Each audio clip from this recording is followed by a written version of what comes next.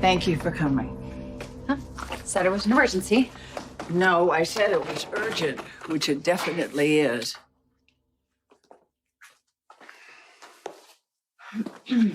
Brook Lynn?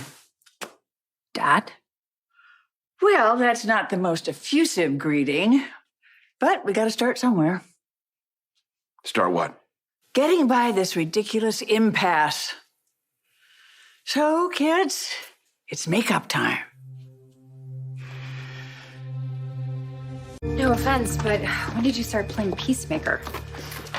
Well, since I got fired from the hospital and discovered I have a lot of time on my hands. Maybe there's a clinic you can volunteer at or something? I was also getting threats from Tracy. She said if you don't patch things up, she's going to fly here and talk some sense into both of you.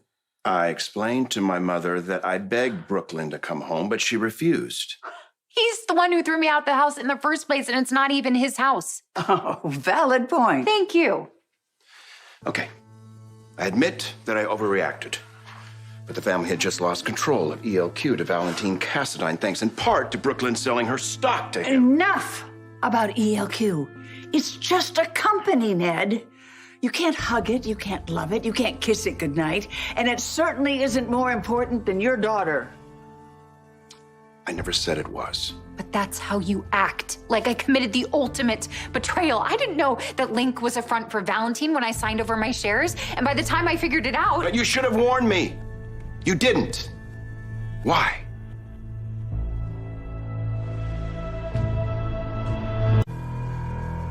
Okay then, there were two reasons why I kept quiet. The first was that Valentine offered to jumpstart my music career. What the hell does Valentine Cassadine know about the music industry? Ned, be quiet. You'll get your turn. Go on. Valentine offered me a gig as the voice of deception. We were gonna do cross-promotion on social media. All I had to do was not warn anyone that Valentine owned my shares. Giving him the necessary time to acquire the other shares in order to gain the majority. You said there were two reasons. Obviously, the deal was good for me, but I thought it could be good for you too, Dad. When Michael took a leave of absence and my dad stepped in as CEO, he was always working, to the point where there was tension between him and Olivia. Oh, please, do not bring Olivia into this. Okay, that's enough. Ned, you will go sit down and stop interrupting. Sit. Sit.